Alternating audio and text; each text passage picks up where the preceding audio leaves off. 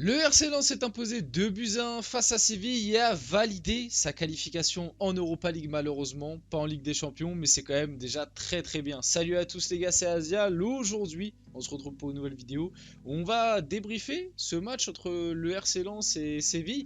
Match quand même très important avec un minimum d'enjeux, ce qui n'était pas le cas forcément de tous les matchs de cette soirée de Ligue des Champions. Le RC Lens a validé sa qualification pour l'Europa League, qui était quand même quelque chose de très important. Ça fait plaisir de voir le RC Lens continuer dans une compétition européenne avec ce qu'ils ont montré dans ce groupe de Ligue des Champions. Je trouvais ça quand même important qu'ils valident à la fin de ce groupe quand même quelque chose. Ils ont réussi à valider l'Europa League.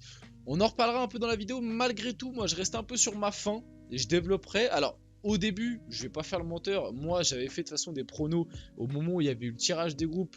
Je vous dis la vérité, j'avais mis le RC Lens dernier de ce groupe. Donc au final, ils font troisième. Donc finalement, pourquoi je suis un petit peu je suis un peu resté sur ma faim, je suis un peu déçu, parce qu'en fait à mi-parcours t'avais déjà techniquement un pied en huitième de finale de Ligue des Champions et sur la phase retour des matchs de poule tu t'es un petit peu écroulé, mais on en reparlera dans la vidéo si on a le temps. Avant que la vidéo commence, bien évidemment n'hésitez pas à liker, à commenter, à partager, à vous abonner comme d'habitude. Vous le savez, on va voir les buts, on va voir les images, on va revenir sur le match, je vais le débriefer, vous connaissez, donc n'hésitez pas à lâcher votre petit like. Bon, déjà, je tenais à le dire, l'avant-match incroyable, tifo, ambiance, rien à dire. Tous ensemble, allons chercher un printemps européen, c'est ce qui a été fait. Bravo Lensois encore une fois. Superbe ambiance à Bollard pour le dernier match de Ligue des Champions. Les 100 et or poursuivront leur aventure européenne en Europa League s'ils ne s'inclinent pas. C'est ce qui a été fait et c'est quand même important de le rappeler.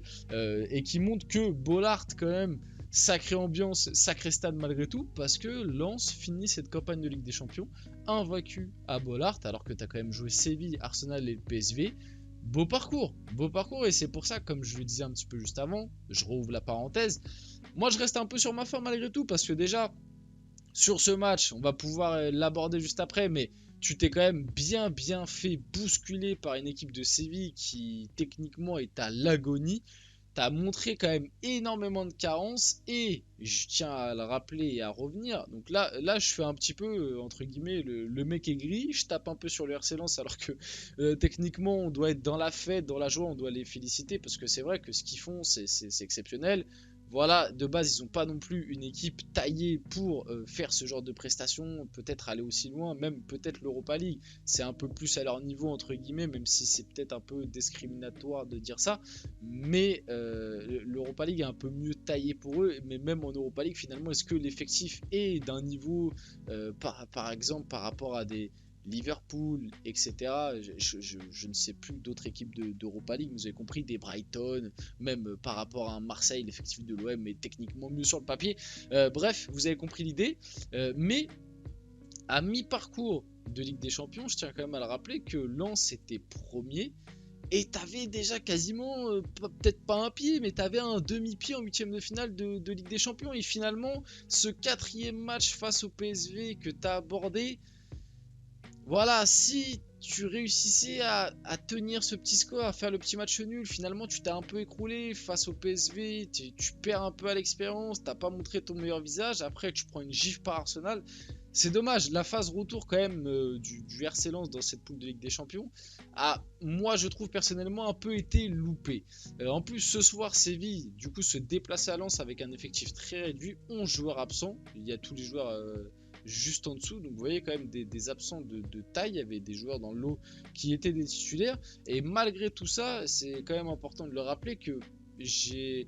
Alors, attention, parce que là, vraiment, je passe pour les grés de service. Je suis content pour la qualif et tout, mais si je dois analyser le match un peu froidement, je suis un peu déçu, encore une fois, ce soir de la prestation lensoise, parce que en face, t'as une équipe de Séville qui jouait, certes, sa survie un peu comme toi, mais t'as une équipe de Séville qui est à l'agonie totale. Ils sont sur une série, alors peut-être que je vais dire des bêtises, mais il me semble qu'ils sont sur une série de 8 matchs sans victoire. Et il me semble que c'est un truc comme ça, en tout cas en Liga. C'est une équipe qui est 16ème de Liga, si je me trompe pas. Je vais vite fait vérifier, mais c'est une équipe qui techniquement sur le papier t'aurais dû, ouais, c'est ça, 16e de Liga, t'aurais dû leur poser beaucoup plus de soucis que ça. Et, franchement, là, tu regardais le match, t'as l'impression que c'était plus Lens qui était l'équipe à l'agonie qui essayait de venir chercher un match, enfin, qui essayait d'accrocher un match nul plutôt que l'inverse, en gros. Et. Et ouais, j'ai été un petit peu déçu de cette prestation lensoise. Et malgré tout, dans le lot, il y a quand même des joueurs qui sont un petit peu ressortis côté Lens. Bien évidemment, moi j'ai trouvé Medina très bon malgré le penalty provoqué. Globalement, on va dire les trois de derrière ont été plutôt solides, mais Medina est peut-être celui qui ressort un peu plus. Samba a été très bon. Sotoka, ça a été pas mal aussi. Frankowski a été très bon au-delà de son penalty. Voilà, tu as des joueurs côté Lens qui ont fait leur match, qui ont réussi à porter, on va dire, ce résultat-là. Mais si tu prends la prestation collective et l'impression laissée, bah, Lens s'est fait énormément marcher dessus. Et surtout en première mi-temps, ça a été un peu mieux en deuxième mi-temps. Mais en première mi-temps, honnêtement, Séville peut s'en sortir avec 2-0 à la mi-temps. C'est pas volé. Lens n'a pas existé. Et c'est ça que je trouve un peu dommage. Donc bon, voilà, je ferme la parenthèse un peu là-dessus. J'ai peut-être fait un peu les gris, mais j'espère que vous avez bien interprété mes propos et que vous n'allez pas, entre guillemets, retenir le négatif bêtement. On passe au but, un petit peu, 63e minute de jeu, penalty provoqué par Medina, on le voit juste ici. Eli Wahi qui avait été trouvé dans la profondeur, qui va glisser une passe. La passe, c'est pas du tout dans le bon tempo, elle est trop derrière Medina qui force du coup Medina à s'arrêter, et en s'arrêtant en fait c'est Soumaré, si je me trompe pas, qui va venir taper son pied et en gros qui va le faire chuter, et Medina en même temps il essayait de frapper, ou je sais pas s'il essayait de contrôler la balle, ou bref, vous avez compris. Donc en gros on le voit bien là sur cette action. Honnêtement quand même le penalty est pas léger, parce qu'en vrai il le touche et il y a penalty, mais dans certains autres contextes ou peut-être autres matchs, il est peut-être un peu plus dur à siffler celui-là, soyons honnêtes. Mais quand on voit le penalty qui a été accordé à Séville juste après, finalement le penalty est peut-être pas trop volé. Je pense qu'il y a eu même un petit peu de compensation quand je vois le penalty qu'a eu Séville juste après.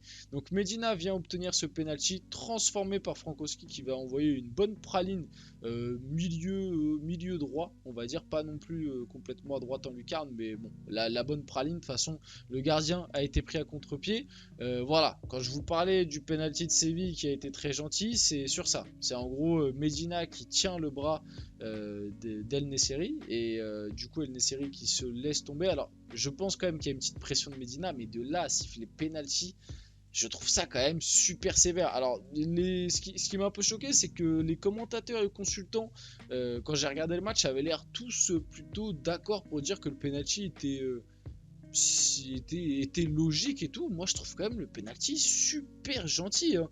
Et moi je pense même qu'il y a une sorte de, entre guillemets, compensation, parce que le penalty en soi était lui aussi pas gentil, mais c'est un penalty qui se siffle pas tout le temps, parce que Medina tape en même temps dans le sol, en même temps que taper dans la jambe de Soumaré.